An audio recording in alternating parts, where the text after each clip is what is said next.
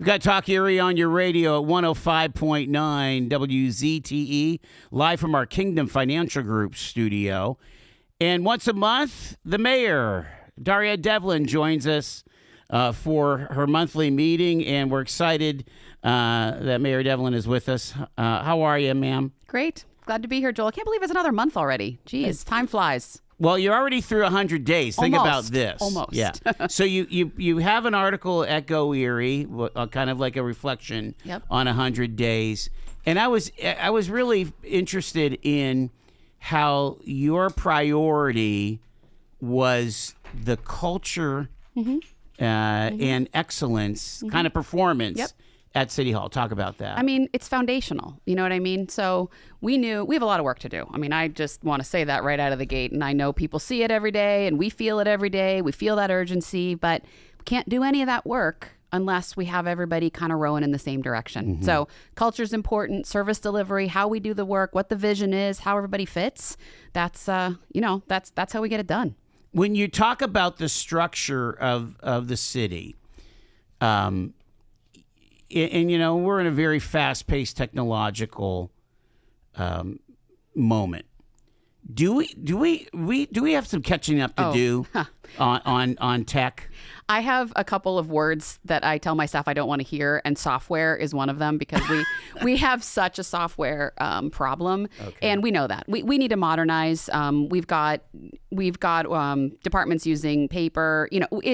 But I'll be honest with you. I mean, those things are expensive and they take time, and there's change management, and like all that takes strategy and effort. So we need to do it. And honestly, today that's even part of our conversation when we talk about blight neighborhoods. The software piece and the public-facing technological piece is a big part of it. Interesting. Let's welcome in here Catherine Easterling, and Mayor, why don't you introduce Catherine and her role there? Poor Catherine's been running for me all day, so I appreciate her. So I hired Catherine Easterling as our Director of Neighborhood and Economic Development. So some people might know, we had a planning department at the City of Erie, we had a zoning department, we have code enforcement, and we had what is Department of Economic and Community Development, which is essentially our state grants. And all those departments were kind of living in silos. And so I hired Catherine to come in and be the director. She's basically the head of all of those, and now those are all bureaus with bureau chiefs that report to her. So planning, zoning, code, the grants, all of that reports up to Catherine, and we're incredibly happy to have her. And maybe you can just tell a little bit about your background. Yeah, absolutely. So prior to coming to the city, I was the lead community development analyst for the Federal Reserve System Board of Governors. So I worked in D.C. where I led community development finance portfolio for the board. So any type of community development related to financial institutions was part of my kind of portfolio that I managed. Before that, at Erie native, I led Bridgeway Capital for some time, which is a CDFI that's very focused on investment in disinvested communities as well. So background has been in finance and just really have just been loving just being able to really make investments into our city. So this has just been a perfect role for me. Have you seen, Catherine, a difference between how, let's just face it, Rust Belt cities like Erie have access to capital, especially for large-scale economic development, and let's say go-go cities like a Charlotte or Nashville? Is there a significant difference from the federal point of view, I should say? I think there is a shift now that's happening where they're starting to look at some of the middle America cities, right? So our Eries. I went to school in Huntington, West Virginia, very similar to Erie as far as, going from this manufacturing sector and now going into this like what next phase. So I do think that at one time it was kind of like, these larger cities were starting to see these investments and we weren't really seeing that. But I think now there's just been a shift, and there also has been a lot of research on how to be able to bring some of these mid-tier cities into these places that can be able to accept some of these resources and investments too. So, and I'll push a little bit further here. How impactful is state policy on some of the outcomes that you saw, again, from that Fed point of view? I mean, I think from the Fed's perspective, if there isn't a foundation of state policy there's really hard to kind of funnel investment that way. So I mean, you have a progressive state like Tennessee. Yeah. They're going to beat, or North Carolina is going to beat Pennsylvania all day long. Yeah. Well, I mean, you're agreeing. I think that, well, one, you have to think about too, right? North Carolina is a very, very large, has a large amount of anchor institutions like their banks. There's a lot of, sure. Yeah. So there's But again, policy created that. Exactly. Right. And so policy almost creates industry. So you have to think about how that streamlined effect or how that happens too. So yes, I do think there's a point where, when Fed is looking at, investments and how the state is positioned, can really look at how that funding is going to be funneled through those systems. So yeah. But our governor's working on it. Yes. I just didn't say that aloud. I agree. Well, again, we our issue is that we are.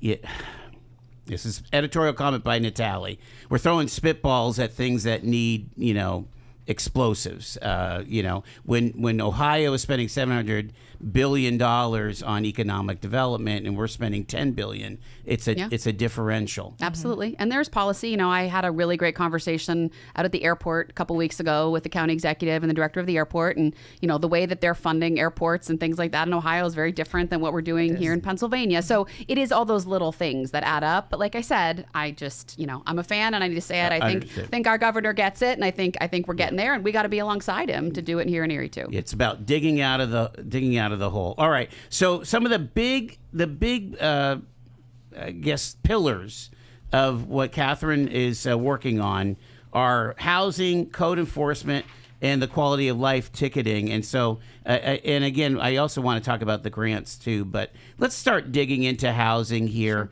And, there's been a lot of housing releases lately. I want to say the Erie, Infinite Erie came out with their comprehensive plan, 250 units, and mostly all in the city here. You've had some housing listening sessions. Talk about that. Yeah, I'll just open and then maybe Catherine can add. We had 2 housing listening sessions. One was a little more focused on landlords because we wanted to make sure, very often we hear that landlords don't feel heard. And so we really wanted to make sure that there was a space for them. So we had that conversation about 2 weeks ago. And, we talked a lot about code enforcement, which we can talk about in a minute, and kind of what they see in the neighborhoods and equity and things like that. And then about a week ago, we had another conversation over at the Quality of Life Center, and that was mainly renters. So we heard really from both sides. I think from the renters, there's just, they do have concerns about some of the conditions that they're living in. And we can talk a little bit about renter registration and how we think that we need to make some changes there and do that better because we need to protect the renters and the tenants that we have in the city of Erie. So we heard both sides. Wouldn't you say that? Yeah, I agree. I think that we were very surprised about our turnout that we were able to have. And there was just a lot of feedback and engagement. And it was you had landlords coming in, tenants coming in, and there was just a run of the gamut of just regular residents that wanted to have a seat at the table to be able to provide their feedback. So I think it was 2 great listening sessions. And we came back with a trove of information to be able to help inform our housing plan. When I watch, which I think is primetime television, when I watch Citizens to be Heard on YouTube at City Council, it sounds like people are living with, excrement coming down their pipes. Now, I don't know if that's an anomaly in Erie, Pennsylvania, or if that's the lived reality of many folks in this town. But my question is, how would that even be a thing, considering we have a total rental inspection program? So here's my take, Joel. One person living in that situation is not okay. I don't know how many, but it is not okay. We had 2 major issues. We had actually an apartment building that we took a step and shut it down because we were concerned about the life safety of the residents inside. So that was a step that we took that was pretty extreme a couple weeks ago. Wow. And then we worked with the owner to get it back into compliance and the people got back in. But we felt strongly about that. And, if you watch citizen comment at council, you heard the woman come to the mic and talk about thousands of mice in her house. Yeah. I mean, I think everybody felt very there was a moment there where we're like, if anybody is living like that in the city of Erie, it's not okay. So, maybe you can talk about rental registration. We have some changes I don't think we're quite ready to announce, but just the importance of the rental registration process. Yeah, absolutely. So for our rental registration process right now, we require landlords to register with us and go through an inspection process that is now is conducted through a third party. And so part of that is that once that property has been registered with us, our inspectors will come in to make sure that there's an inspection checklist that they have to go through to make sure those are inspected. So one, we want to make sure our residents are living in apartments that the landlord has registered that apartment that has been inspected, right? Because I think there's a gap there where there is some non-compliance with that registration process. But then also too, we want they're actually not registered apartments. That's correct, right? Okay. So what we're and part of what we're looking at, how we're going to be looking at revamping our process is that making sure that there is compliance with the landlords, but then also letting the tenants understand what are their rights. And I think there's this twofold, right? That we want to make sure landlords are having apartments that are up to compliance with us, but then also too that the tenants know what their rights in these situations are too as well. So I think there's this twofold education that we can definitely we're working on trying to do better with making sure that our community is informed, but also too that compliance piece too, because I think there's some areas where there's opportunity. And there's rights and responsibilities on both sides. Yes. Absolutely. And I mean, we understand that. We hear that from landlords. And I want to be clear. I mean, we do not think every landlord is a bad landlord. I mean, we're grateful for investment in the city of Erie. We're grateful for people that are following the rules. We know that's the majority. But for the ones that are not, we got to tighten this up, and we have to come down hard on them. It almost sounded like people are suspect of the inspection process. Is there any quality assurance going on? Does somebody come in, let's say from code enforcement, after BIU has done an inspection? Maybe they get the manifest and say, okay, let's check on this as well. The problem right now is because it's outsourced. So we have BIU. So we take the registration. You come to the city to register. Then the city notifies BIU to go out and inspect. And then if BIU finds issues, there's a little bit of a gap there because they might find issues and say this needs to be re-inspected, but I'm not sure that they're really tracking that. And we have a rental inspector in the city of Erie. There's not always good communication between the two. So we might just get a report from BIU that says needs inspection or owner didn't show up, and then acting on that and taking that next step, that's where the gap exists. And that's what we're trying to close. So again, we need to work on the system. Yep, for sure. Okay. And I appreciate that you said that renters have a responsibility too, including to not to not trash the apartment. Yep. Yes. Because then you lose that investment. And there is, to Catherine's point, there's education that has to happen on both sides. I mean, we need to do landlord, education. In fact, we're going to the apartment association meeting in May to sit with the landlords, hear from them, and talk about some of our processes. But then we need to work with some of our community partners on tenant education. What are their responsibilities and their rights, but making sure that they know what they need to do to keep their apartment in good order. I appreciate it. We're talking to the mayor and Catherine Easterling from the Community Development Department here. Stay with us. We got Talk Erie coming up in just a bit.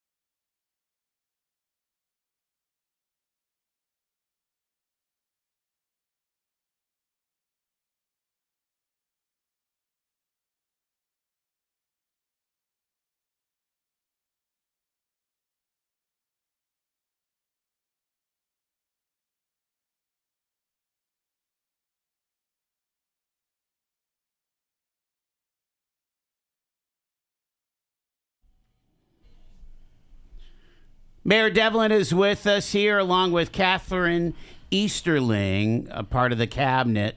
And Mayor, big announcement at the zoo. We finally have a signing. Explain to the audience what exactly happened at that transfer. Yeah, there. so back in December, I believe, City Council approved the transfer of the entire zoo property from the City of Erie, which City of Erie owned all of that, over to Erie Events. And so once we transferred the property officially, there needed to be a management agreement signed between the Zoo Association, the Zoological Society that runs the zoo, and then Erie Events. And so the signing, what we had this week was that signing. Council had approved it back in December, and then I signed the official transfer sometime in February. Okay. I think it's important for people to understand, we didn't give up the zoo. The city turned it over because we feel that Erie Events can do a better job of managing it than we can. It was a drain on our finances, and responsibly, we have to be financially responsible. And running a zoo is not a core city function. The zoo, Erie Events, then leased back to the city, the park there, so Glenwood Park, and then also the golf course. So right now we have a lease with Erie Events for those two parcels, and we will continue to operate those. So the extent geographically included the Glenwood Park and the golf course. Yes. And those are being leased back for $1. Correct. To the for the city. city to run. Yes. The park. Because one of the big concerns was, we can't give up J.C. Martin. No. Nobody wants to give up J.C. Martin. We wouldn't give up J.C. Martin. We still have control over it. It's owned now by Erie Events, but we have a lease with them, 10-year lease, I believe. And so we'll continue to operate it as a. Is that the only golf course that the city owns? Joel, thanks for asking. No, we own Downing out in Harbor Creek. Don't ask me why, a Harbor Creek property. But yes, we do. We own that golf course as well. Okay. We'll talk about that maybe next year. TBD. Yeah. Yeah. Wow. I guess I forgot about that. Let's get back to housing here. The you had a listening session with landlords. You heard from renters. Some of the conversations we have around this table aren't necessarily about rental properties, but they're about owner-occupied properties, especially with those by older adults, fixed incomes, and they're just falling down around themselves. Yeah. I think, and I'll start, maybe Catherine can add on.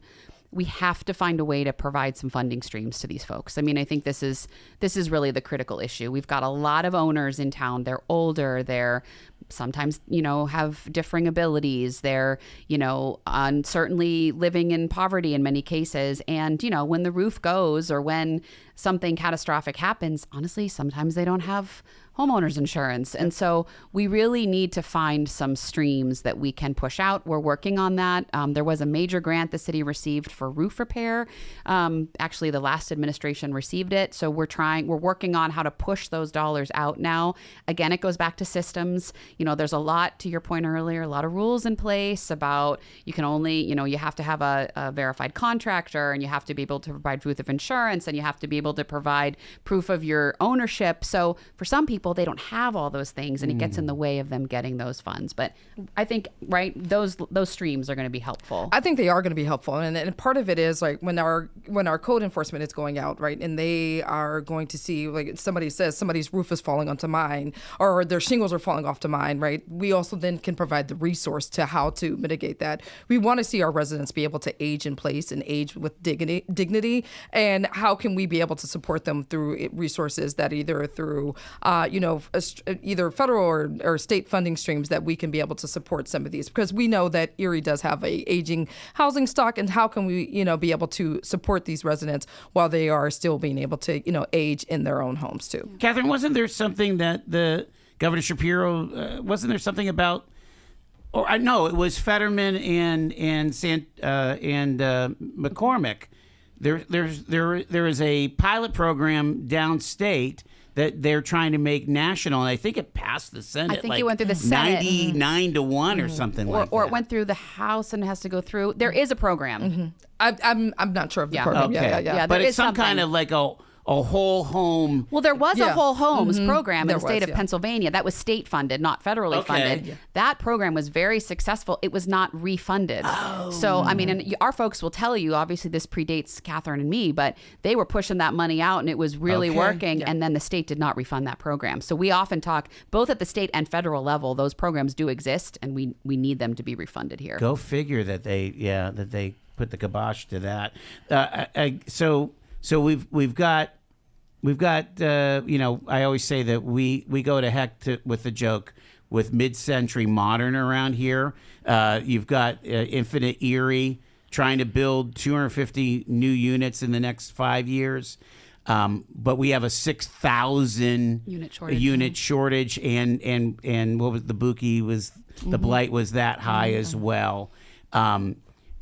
What would it take for the average listener to say they're not just nibbling at the edges here, but we've got a significant plan? Well, I mean, all of that takes funding. And I do think with Infinite Erie, if you presented a plan to say we have to get to 6,000 units, people would shut the door and be like, that's nuts. We're never going to get there. Right. So I do believe with Infinite Erie, this is easy. Let's get the 250 and let's Right. get that momentum going. They're working on this housing accelerator. I would like to see, and I think they're trying to start a fund. We need a housing accelerator fund in the city of Erie that the city could put money into. There could be philanthropic money put into. We could kind of layer, because we do have money. We have sources that we get from the state or that we can apply for. So I think really that's the direction we need to go, and layer that with philanthropic dollars and corporate dollars and make a fund that then could be loaned out. And I think that's the way we get to the big number. Did you happen to see any of the cost structure of that though? Yes. The cheapest was $150,000 a unit. That would be for single family retrofits. Some of them were $400,000 a unit. I'm just telling you that, at Build CDC, we were doing a project on East Avenue before I left. It was a 4-unit, apartment building there, and it was coming in at $150,000, $175,000 a unit, and those were like 1 and 2 bedroom units. That's the cost of construction. It's not policy, it's not regulation, it's the cost of construction right now. Wow. And again, you look at what we're dealing with here in Erie, extrapolated over 325 metropolitan areas, and you've got a major national issue that we're kind of stuck in the middle of here. If I can just say, I do have a guy, though. He comes to You our have a city, guy? I have a guy. He comes to our city council meetings. I won't say his name on the air, but he believes AI is the future. So he brings me reports all the time about AI generated and how we can use technology. Maybe there's something there. I mean, I tell him all the time, we really should be looking at this because what we got is not working. I would venture to think that, again, as you start looking at some of these issues, you start leaning in on some of the assets that the county has with the GIS and so on. Yeah. We're talking to the mayor and the 5th floor here. We got the 5th floor here on the street level. It's Talk Erie and the Joel Natale Show.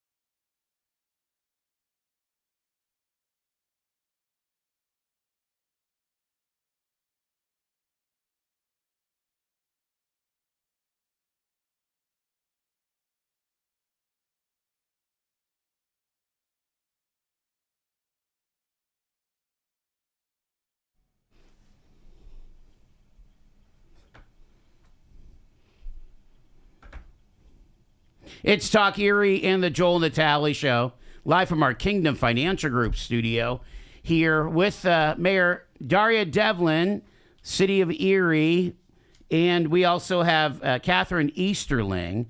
She is the head of the Department of Neighborhood and Economic Development. I got that right, finally. Right. Yes. You've got a lot of spinning plates, so you're trying to articulate them with a new podcast coming out here in early April. Talk about it. Yeah. Well, you know, I was saying to someone recently, I really believe the part of our job now is to educate the public on things. And I think clarity and education goes a really long way. And so we have this new office, the Mayor's Office of Community Affairs. That's where communications and special events and all our things live. And they came up with this idea of doing a podcast.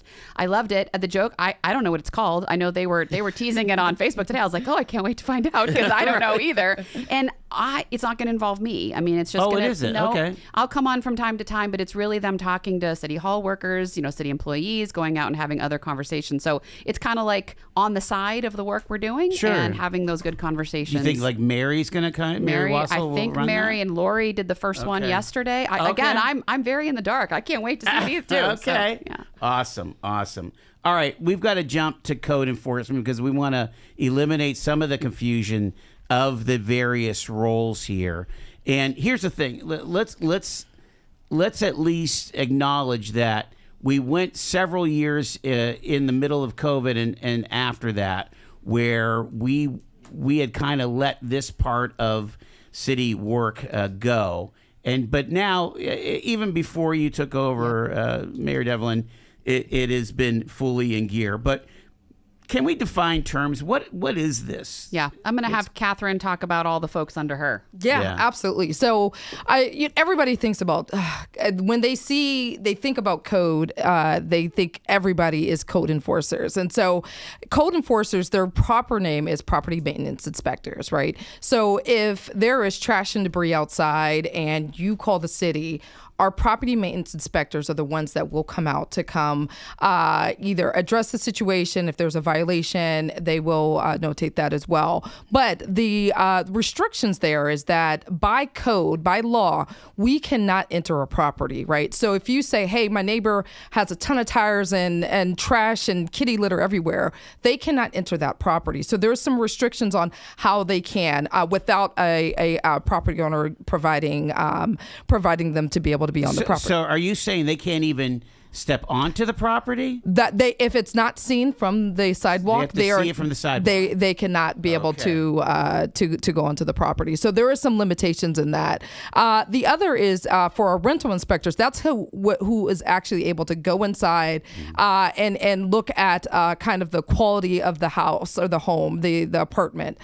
So the rental inspectors are the ones that are able to go inside, and then we have our building inspectors, which we like to call in City Hall is our trades guys, right? So plumbing, HVAC, electrical, those are the ones that are, master electricians, master plumbers, and those are the ones that are doing the commercial and residential inspections as well. So there's three different almost departments all in one, but I know everybody likes to say code enforcement, but code is really our property maintenance, and then we have our rental inspectors, and then we have our building inspectors, which are our trades. So the trades only get involved if there's a building permit, correct, somebody's updating their electrical or getting some new plumbing, and they come and inspect and sign off. So there's that, and then there's also, too, if there's a fire, our trades are actually called into if they need to be able to condemn something, that's when the trade will be called in as well. But that's an excellent distinction there. So technically, if you have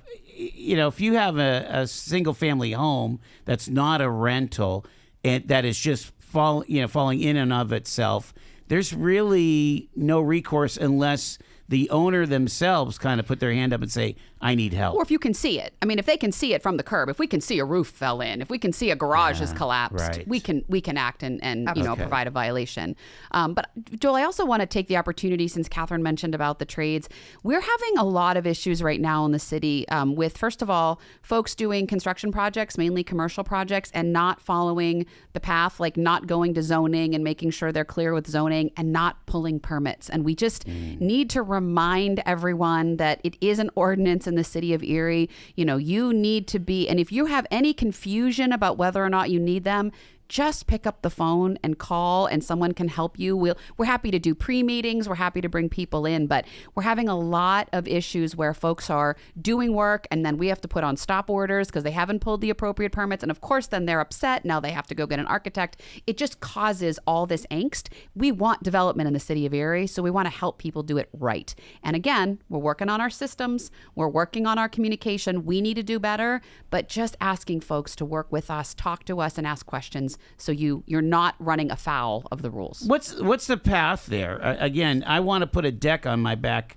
porch. So I tell people the first thing every time the front door is zoning, they need to go to zoning first and just make sure there's no issues there. And then from there, zoning can really direct you to say, okay, you need to go here, you need to get a permit. They're really the front door right now. We need a one-stop. I met with an architect this week, and he was very right. He said to me, look, Pittsburgh has a one-stop. It's one website. Everybody knows where to go. All the information's there. We don't have that, and we need to work on that. So we are doing that. But for now, I would say go to zoning first. Okay. Make sure you're good with them, and then they'll direct you what's next. What are some of what's the most angst-giving situations that you're finding, Catherine, from your various enforcement officers? Oh my, there? What a list!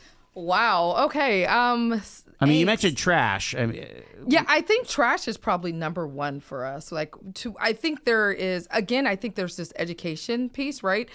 Some of the trash that's happening is because we're putting our trash out too early, right? There's an ordinance to state that we can't put our trash out at least a day before your trash date. Has right? that ever been articulated? I think that's I'm not sure if people really understood how and where to go to be able to say, hey, this person left a mattress outside. And so I think what this administration has really been doing is making sure that they know where to go. And then once that complaint has been received, it then is now being handled in the appropriate time frame too. So I think if you say angst, I would say trash is probably the biggest part. We could talk about blight. We could talk about making sure that our tenants, our people that are renting apartments, understand their full rights. I think there's a lot there, but I think right now we have great people that work with City Hall and work in our code enforcement and property maintenance and all these things. And I think there's just a willingness to want to be better and do better and rise to the level of opportunity here. And so I'm just excited just because I just think we just have a fresh start. We're us looking at technology and some of these things that really can help streamline the process so that our code enforcement can really just be out doing code enforcement and not, being, stuck behind a spreadsheet or writing a paper violation out or some of these things that we can be able to streamline. So I think there's just, I think that the hope and the anticipation and the opportunity is such at a high peak right now. So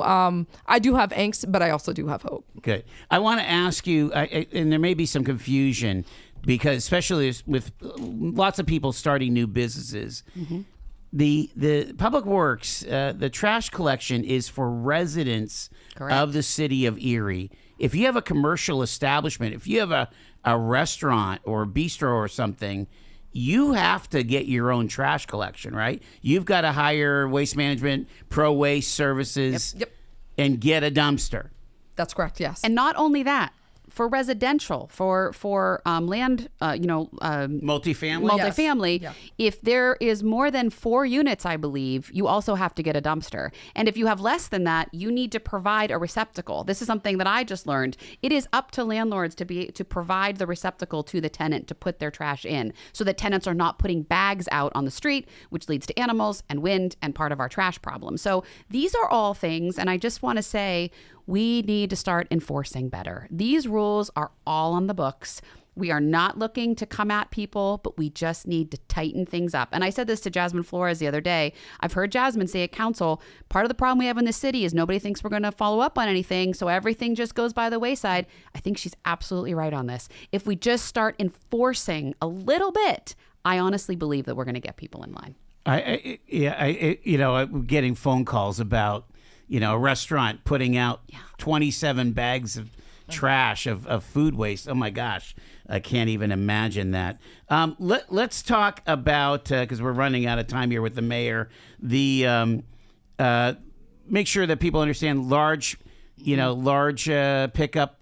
And also the trash sweeps. What's going on with those? Do you want to take either one of those? You can start. And Great. I'll jump in. So the sweeps, they started last year. So basically what this is we're going to send our code officers out in their zones. Each one of them has a zone. And they'll be, they have these lovely orange, Catherine brought one, these orange kind of courtesy notices that says if you have excessive trash and garbage, this is excessive stuff. If you have excessive trash or garbage, we're going to put it out and let you know we were here. You have 14 days to clean it up. If you don't, we're going to come pick it up and we're going to charge you $1,400 that's going to go on your water bill. And I will tell you, this was a program the past administration started. It seemed to have been pretty successful. Once people see that $1,400, they're like, nope, never mind. Because all you have to do is call our large item pickup service. It's on the website, and I don't know the phone number off the top of my head. I apologize. But all you have to do is go to our website, find that number, schedule a large item pickup. We'll come every week and pick up a large item for you. You just have to schedule it. So there's really no reason why people would be in a position to get one of these notices. But again, and I've used it multiple times, you don't put it out until they tell you to put it out. Correct. Which is like the day and of... you should schedule 72 hours before your scheduled night. So it takes a little forethought, but again, it really takes all of us to keep our city clean. And I keep saying that over and over. It's how you put your trash out. It's calling for that large item pickup. It's calling property maintenance if you need to, but it takes all of us to do this. And I think our city deserves that. No doubt. What about tires and electronics? Is that in May? Again, our large item pickup, I believe we do in May. I think it's the first Saturday of May. I just looked at my That's calendar. the one where you drive in. Exactly. Yep. Electronics, tires. I will tell you, I've talked to Public Works. Like, could we do this more often?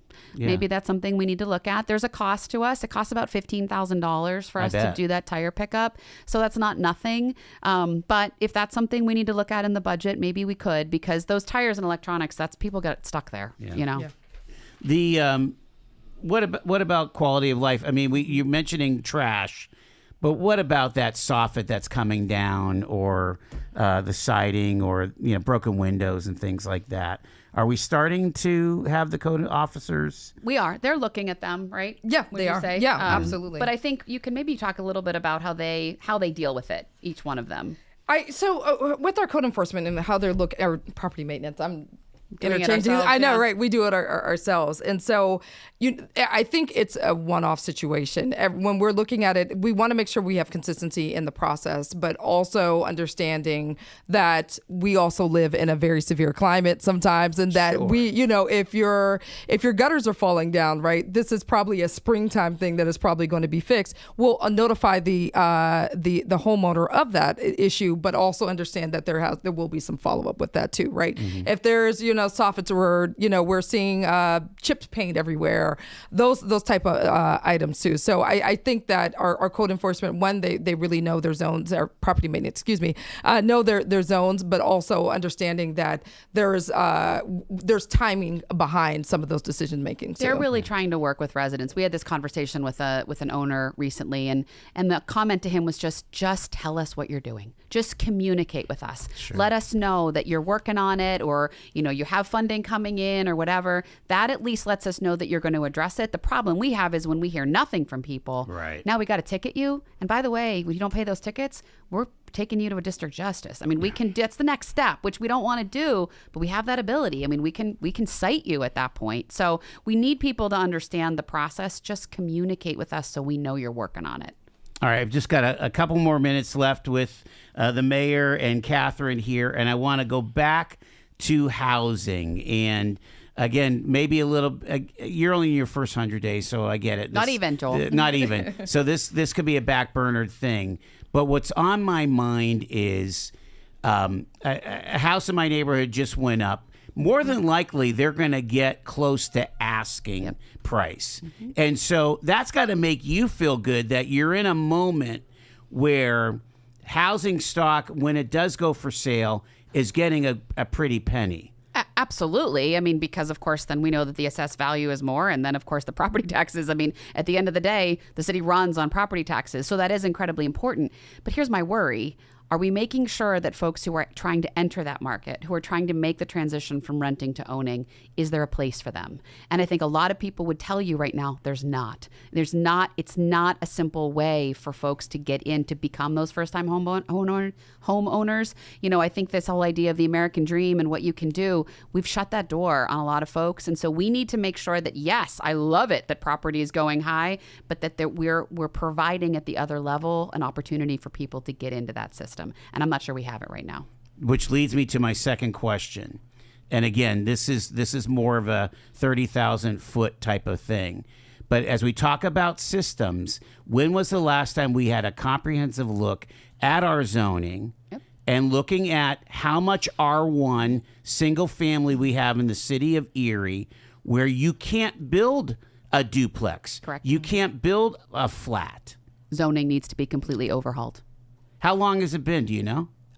Is it, you know? I have no 20 idea. years, 30 years? I don't know. Bits and pieces. I mean, Yeah. you know, if you saw Kevin Flower's article in the paper, I think last week, he talked about they added ADUs and they did some of that. Okay. So there's been bits. Here's what's going to happen. Not only has zoning not been overhauled, the city does not have an active comprehensive plan. The Buki plan was our last comprehensive plan for the city of Erie. It's 10 years old. It's essentially expired. I mean, they're only supposed to last 10 years. So we are restarting that. In fact, we are right now writing a grant to the state to get the funding to do a new comprehensive plan. And our expectation is that will include a full zoning overhaul. We believe that that's going to be foundational to that plan. You're absolutely right, Joel. We are not set up right now appropriately, and we need the comprehensive plan to get us there. I mean, can you imagine, you know, rehabbing some of this blight into just some simple, you know, duplexes, owner occupied, live in one, you get a renter to help you pay the mortgage. Yeah, you know? and we have large swaths of land, the redevelopment authority, the land bank. I mean, we could do some creative things, but right now our zoning is handcuffing us.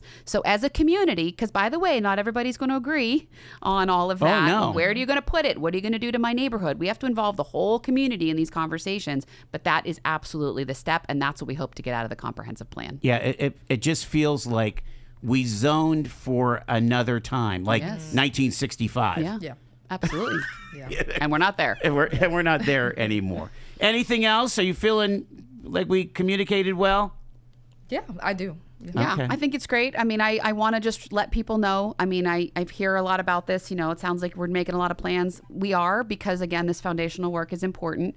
But I think that, you know, we're working on systems. We're working on those processes. I think people are really going to see that difference. And I want people to feel like their neighborhoods are better. Yeah. And that is going to take a minute, but we're absolutely moving in that direction. Yeah, we're beyond, you know, Windows 95. We were, sorry, that was a snarky joke. Mayor Daria Devlin and the head of the Department of Neighborhood and Economic Development, Catherine Easterling. Thank you, ladies, Thank so you. much. Thank Appreciate you. it. It is 4:53.